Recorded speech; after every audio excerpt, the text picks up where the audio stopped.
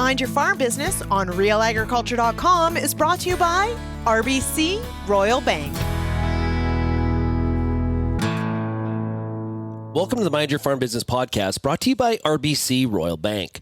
I'm Shaun Haney, founder of RealAgriculture.com and host of Real Ag Radio on Rural Radio 147 on Sirius XM. You can find more episodes of the Mind Your Farm Business podcast by going to mindyourfarmbusiness.com or downloading it from where you get your podcasts. Today's topic on the Mind Your Farm Business podcast is a continuation of our discussion with Justin Funk of AgriStudies on multi-generational farms. In the last episode, we heard a lot about the differences in how different generations view farm succession and financial management. Today, we'll look at goal setting, machinery, and more topics through the lens of different generations. The more we understand how different generations view these topics is critical to working as a more focused team within the family business. Let's get to my conversation with Justin Funk of AgriStudies.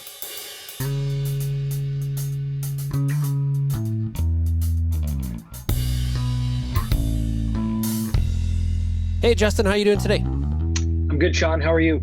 Doing good. So I'm looking forward on continuing this discussion on how the different generations on the farm view some of these things that we deal with on the farm on a daily, weekly, and yearly basis. All generations are not the same. There are some similarities, but there are, of course, there's some differences as well. For this episode, let's start with the concept of growth and setting goals. How do different generations on the farm view goal setting differently?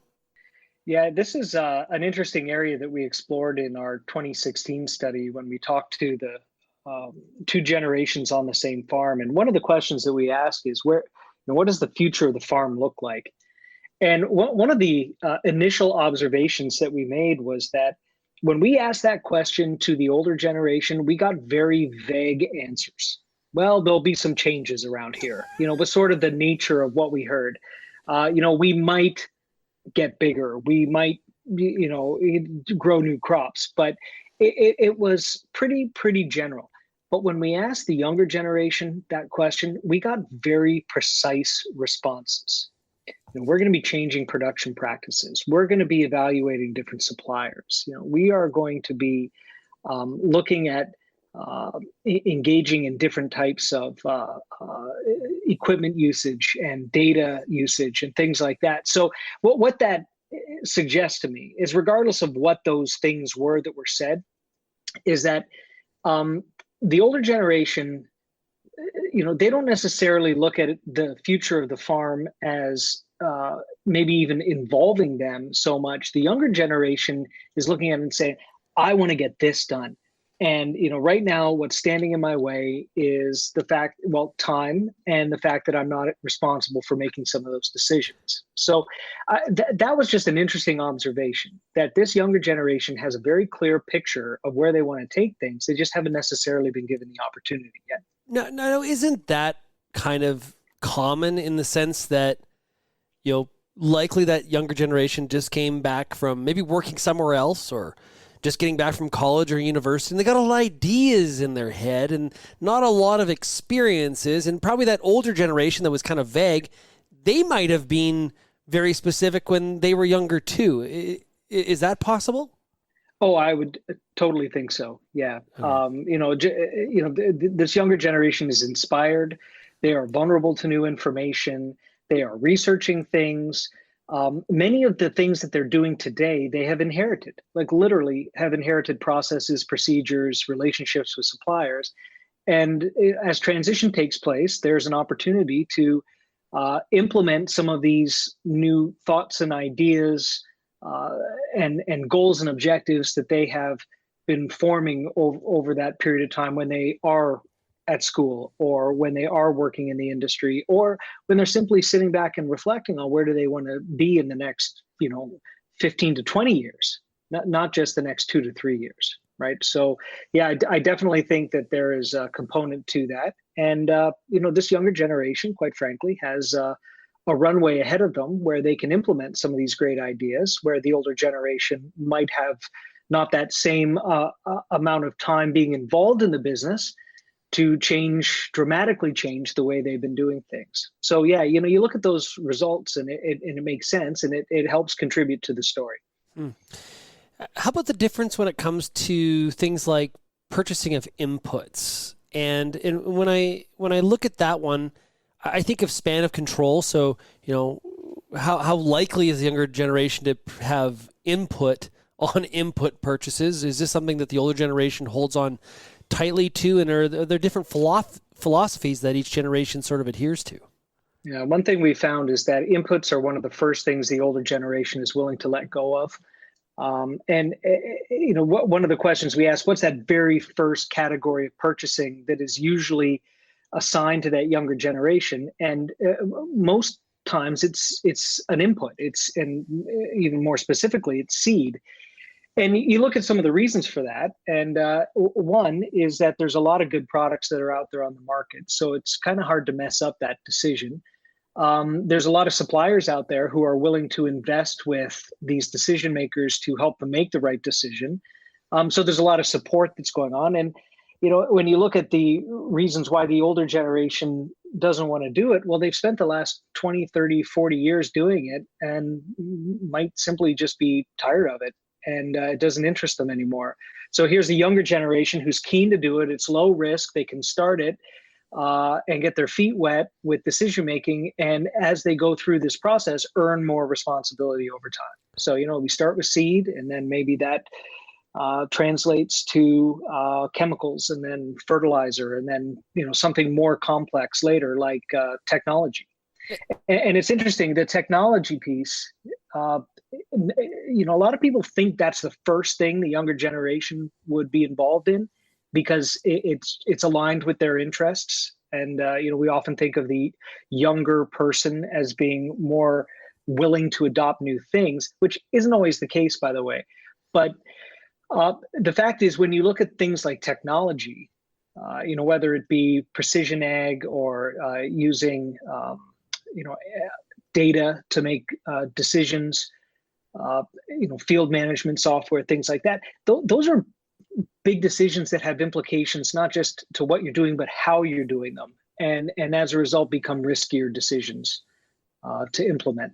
So yeah, when you now look at the younger generation and what do they value when it comes to purchasing inputs, one of the things that is, I think, sort of challenges conventional thinking is that younger people, all they care about is price. One of the things we actually learned in the 2016 study is the younger generation is actually very interested in the relationship with their supplier. And I think one of the reasons for that is that they are relying on these people to help them make a good decision now, hopefully with the goal of being able to get more decision-making responsibility in the future. So there's an opportunity for retailers, for instance, to be very closely aligned with some of these younger farmers who are transitioning into these decision-making roles with mutual interest of helping them make good decisions so that there's longevity in that relationship and perhaps some loyalty that is developed over time. What about equipment? Equipment is a lot different.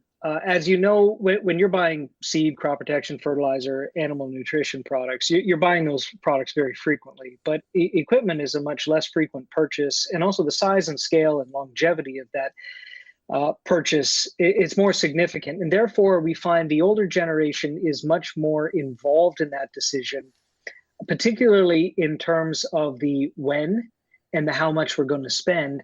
Not always as much in terms of what, the specifics of that, but we find that in general there's more involvement there. When it comes, though, to the differing perspectives, it should be noted that the older generation seems to have more of an attitude of buying, keeping, and fixing equipment, while the younger generation is displaying quite a heavy appetite for buying new and turning over frequently.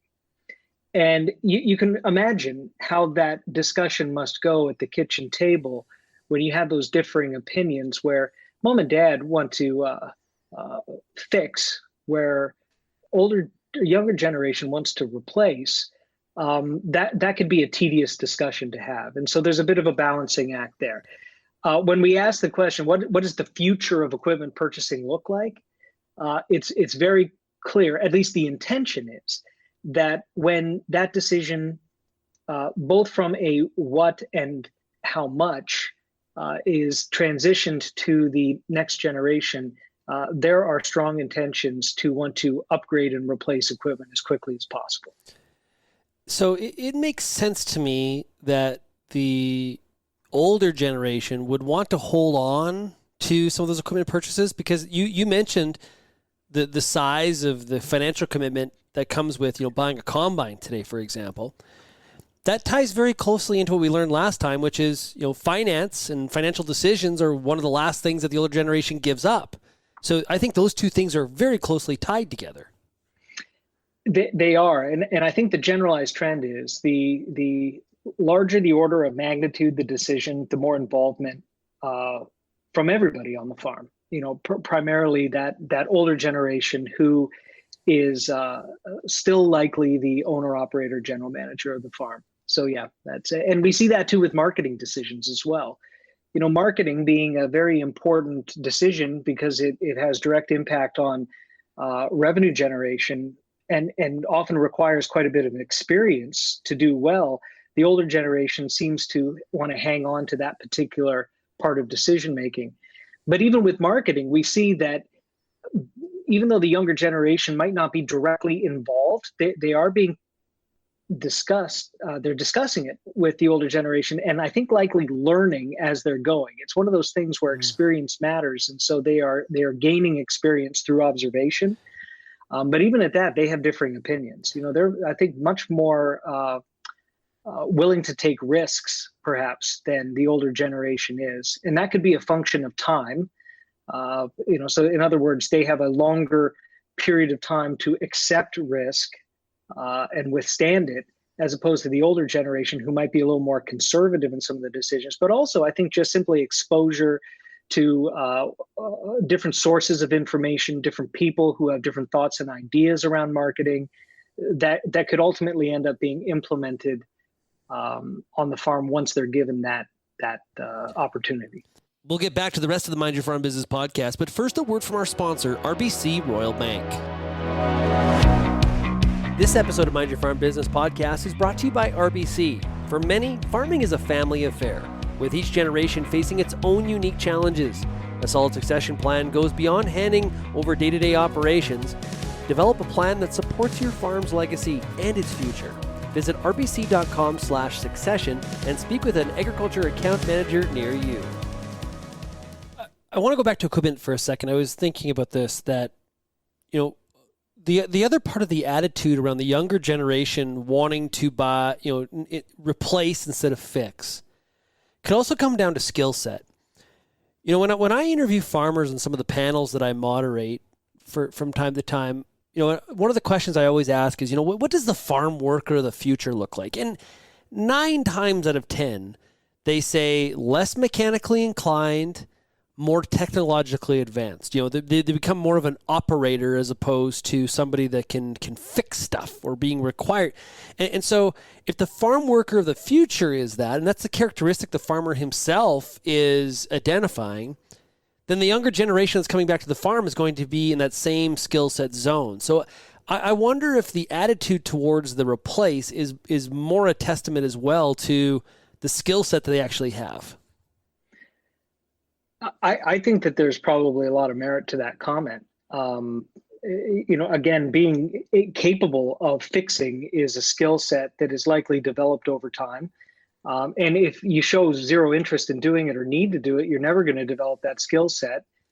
Plus, there are experts out there who are really good at doing it. A lot of my friends at dealerships, one of the main parts of their business is servicing equipment. So, why not turn that over to somebody who's good at doing it, as opposed to spending your time doing it yourself? Yeah, I think there's definitely something to it. I also think that there's something to the notion of having something shiny and new. I mean, if you're, I look at my own situation. My parents drove and still do drive the same cars, for years and years. They're not really interested in turning over their cars. But I remember the opportunity that I had to buy my first car. It's like, man, I wanted something new, because I was tired of driving the old stuff. And when you're beginning your career, I think there's something to having, things decisions that you've made and something that is new, uh, not necessarily something that you have inherited and had very little say in. So I think there's more to the story than what meets the eye in some of the responses that we see. Yeah, there's a lot of complexities to this industry of agriculture, and trying to stay on top of agronomic trends. We talked about equipment, the management side of things, what's happening in the markets. What about how they source information? Some of your research, what has it shown on how the different generations approach keeping informed? So when it comes to information, one of the things that we have to always recognize is that there are constantly new sources of information available. So in 2016, when we asked this question, that was 5 years ago, that a lot's changed in terms of the options that people have. More recently, we did a study, well, you and I did, Shaun, our Farm Vision study, where we asked farmers to share with us the relative value they place on different sources of information. And, we see certain themes from 2020 that we also saw in 2016 when we did the multi-gen farm study. And that is that there are variations in terms of how the different generations access information and the relative usefulness they place on those sources of information. Starting with the sources of information that appear to be equally important to both generations are personal sources, people. And this industry is built upon relationships, and that seems to matter as much to the younger generation as it does to the older generation, whether it be a relationship with a dealer or retailer, whether it be a lender, or whether it be another business service advisor like a financial consultant or something like that.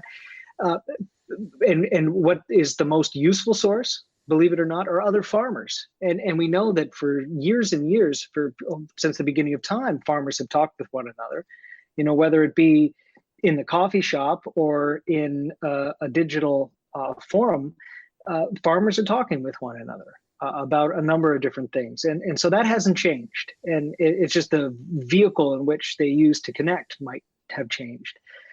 So that's sort of at the top of the list. Then we've got the differences that exist in terms of what we would call traditional media and digital media. And traditional media, print, for instance, no surprise, tends to be more valued by the older generation than the younger generation. And I see that that's reflective of other sectors of the economy as well. As far as the digital side of it goes, though, in some of our research, we've been monitoring this for over 25 years now. And in 1995, when we did our very first study on buyer behavior, we asked farmers, what did you think of email and websites, as a very early form of digital media? And at the time, the younger farmers said, oh yeah, I'm all over email and websites. And, of course, 25 years later, email and websites are still around. And no surprise, now the older farmer, who was the younger farmer then, is telling us, yeah, I like email and websites. But this younger farmer today, who wasn't even included in our discussion, 25 years ago, they were maybe in some cases not even born yet. You ask them, what digital media do you prefer? And it's the newer forms of digital media. So whether that be podcasts or blogs or Twitter, things like that. And so I think what we're seeing here is very common, and I think it probably will continue this way, that when we're younger, we tend to latch on to a certain form of media, a certain preference that we like, and we carry that through with us through the rest of our life. So this younger generation who is now into podcasts and blogs and Twitter, as long as podcasts, blogs, and Twitter are still an option, they'll probably turn to those sources of information 10, 15, 20 years from now. And what will the younger farmer of tomorrow do? They'll probably be looking at whatever the newest form of communication is at that time. So it's a bit of a cycle, if you will, and we continue to see this happening and probably will for some time. And Justin, on that concept of what we latch on to, we're like that with music. I think that's maybe the best example, right? So, I was in high school in the 90s, and 90s rock to me is unbelievable, and it hasn't been the same since. And my kids disagree wholeheartedly, and my parents would as well, as they look to things more in the 60s and 70s. So we do the same kind of things with a lot of items in our lives. Shaun, you and I are, I think, of the same vintage, and I can totally relate to that. I've tried to get my 16-year-old daughter, actually just the other day, I tried to introduce her to Radiohead. It was about a 2-minute conversation. It didn't get very far. And of course, today I'm critical of my children's music, calling it noise. I think my mom and dad probably said that to me 25 years ago. So, yeah, I think that's a great analogy. I had the same experience trying to introduce my daughter to the Beastie Boys. She was like, I don't get it. Okay, so we've in this two-part series, we've identified a lot of differences. The important part, though, is, it takes all points of view to make it work. And that's kind of the special thing about a multi-generational family business is there's a lot of different perspectives. And so there's also the challenge to everybody that's involved in the farm that has the differences to try to recognize how the other side feels and where kind of their point of reference, where they're coming from, to really be a great team. One thing we always need to remember is that, I think in general, these two generations who are farming on the same farm are trying to achieve the same sort of big picture goal, right? They want to be profitable, they want to be efficient, they want to be happy, they want to ensure a successful future for themselves and for their loved ones. You'd like to think that those common motivators exist. And so the differences that we talk about are more on the execution side. It's the how do we get it done? And that's where the differing attitudes and perspectives translate into differing behaviors. And, I think that, if I think of my friends in the industry who supply a lot of these farms, it can be very challenging for them to make sure that, to facilitate these discussions in many cases, to make sure that all points of view are heard, to, in some cases, have to navigate or deal with conflict, but also have this, sharing this common goal of making sure that that farm is a successful farm. So, I think it doesn't have to be a farm for these types of issues to exist. I mean, you can take a look at just about any family dynamic. I was in business with my father for 15 years, and I reflect on what are some of the things that allowed us to succeed. Well, first of all, we liked each other. We still do. And, that's really important. We both had shared in the common goal of seeing the business succeed and transition. And I think we were able to do that. But we also had different ways of doing things. And, I give every ounce of credit to my dad for recognizing that, and also recognizing that ultimately at the end of the day, this would be my show to run. And I had to make some decisions for myself and learn from those, succeed and fail so that I could be better at what I did. And, I think there's a lot of ingredients that go into managing a successful family business. And that's, what a majority of these farms are mid-sized family businesses. And, there's a lot of nuances that go into doing that don't always seem to be on the surface, that if you're a supplier in the industry, or if you are any way connected to the industry, if you're a consumer and you're buying products and you're at your grocery store and you're enjoying the products you're buying, to recognize that there's a lot that lies behind the surface of those things that you get to enjoy that are the result of many of those family businesses who have challenges and successes and have to manage family dynamics, also that these common goals can be achieved. Great points. Hey, Justin, thank you so much for joining us here this week on the Mind Your Farm Business podcast. Thanks, Shaun. Take care. Running a multi-generational business is tough, but understanding where others are coming from is super helpful in not only improving relationships, but also longer term, becoming a more profitable business. I encourage you to listen to both my discussions with Justin Funk of AgriStudies and challenge yourself on how you are handling and managing the different generations on the farm. Hope you enjoyed today's discussion. If you have any feedback or comments, please email me at shaney@realagriculture.com or call the Real Ag listener line. The number is 855-776-6147. You can find more episodes of Mind Your Farm Business at mindyourfarmbusiness.com. Thanks to RBC Royal Bank for being the sponsor. And until next time, keep on minding your farm business.